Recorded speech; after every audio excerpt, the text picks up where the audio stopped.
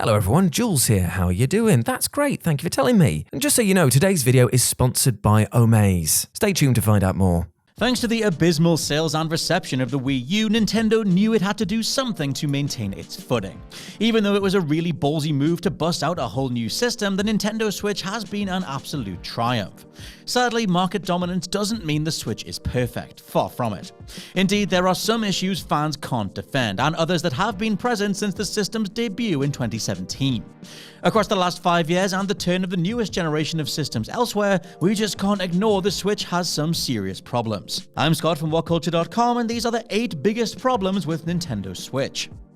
Number 8. Nintendo Switch Online was badly mishandled. Nintendo Switch Online allows subscriber access to a vast library of games from previous systems. Instead of purchasing products individually, you can play classic titles from SNES and NES by initially paying a reasonable fee of $20 per year. When Nintendo announced an expansion pack would be added to this feature in 2021, consumers expected the price to raise.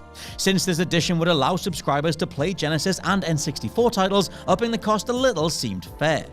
However, the decision to increase the annual subscription to $50 was way too steep. Even though the subscription strategy was intended to make consumers save money in the long run, this price hike had the opposite effect. That's not all. Although the expansion pack contained games you'd expect like Super Mario 64 and Banjo-Kazooie, it's still missing obvious contenders.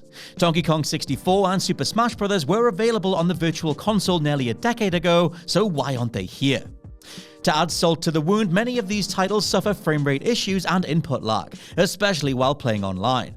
Also, you can't save ghost data from games like Mario Kart 64, meaning that some ports are technically incomplete. Worse still, fans comparing editions have proven the same games worked more efficiently on the Wii U's Virtual Console than on Switch.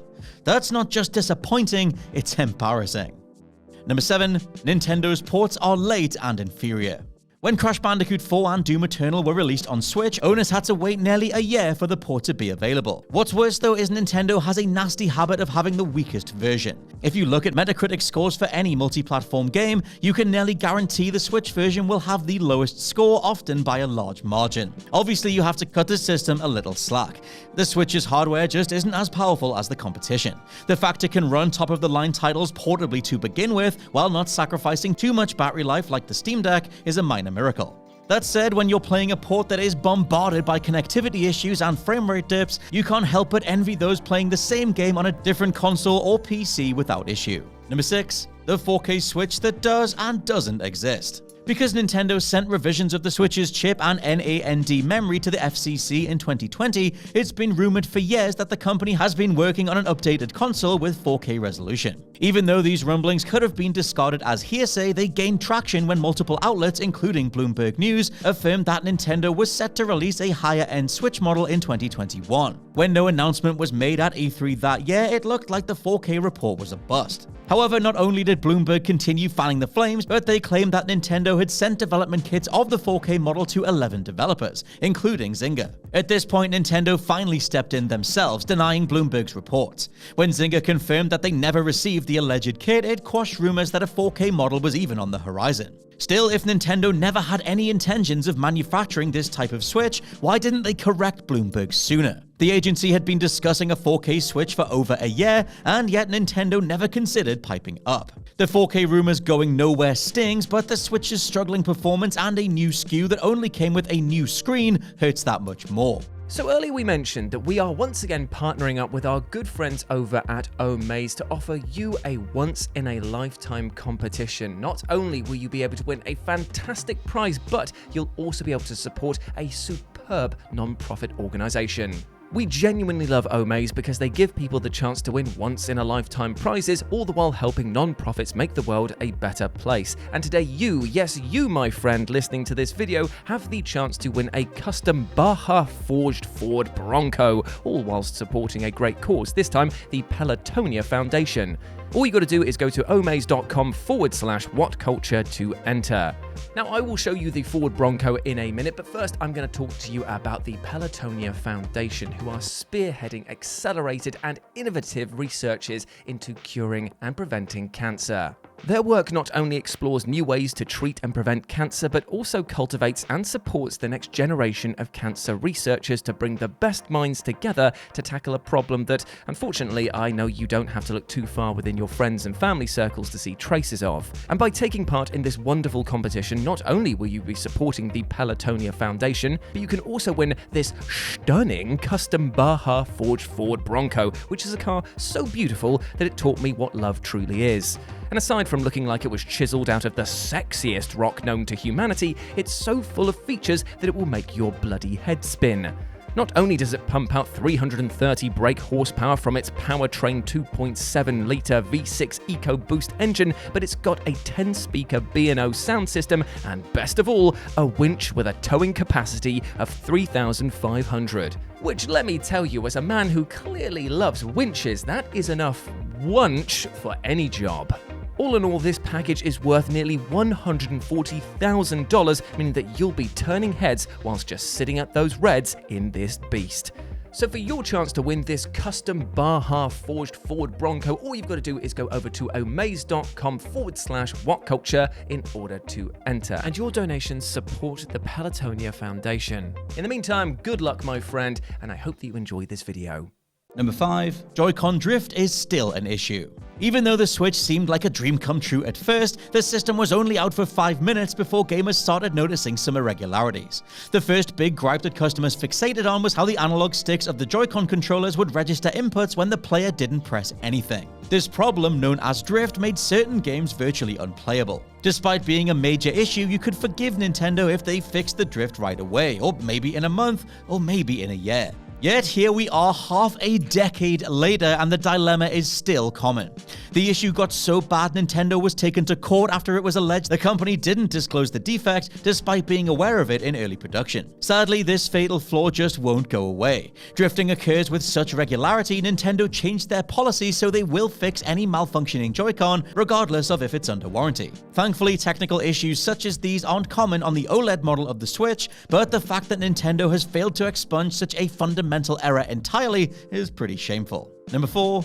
The eShop. If you want to purchase digital games on the Switch, you'll need to connect to the eShop. While on the homepage, the left side of the screen is filled with categories to help you navigate, including recent releases, charts, current offers, and coming soon. With such a simple layout, it always felt like it was overdue an upgrade eventually, but in theory, you can't go wrong. Annoyingly though, Nintendo doesn't seem to get the hang of digital distribution, despite it being a part of the company since the Wii. First off, the eShop loads slower than the Commodore 64. Products are so disorganized you might be oblivious that games you want to play are even available and have been for years.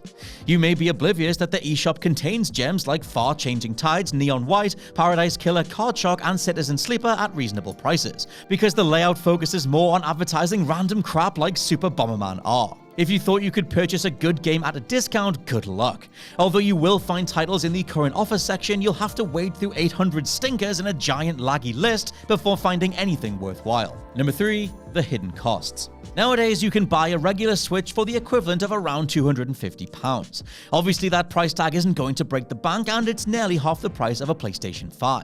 But if you thought Nintendo's most recent console was cheap, it's time to set the record straight. Firstly, the system memory for a standard Switch is only 32GB. By comparison, the memory on a regular PlayStation 4 was 10 times larger. Because of this major inconvenience, you'll need to purchase a micro SD card. And since some games can take up to 60GB in space, you'll probably need two.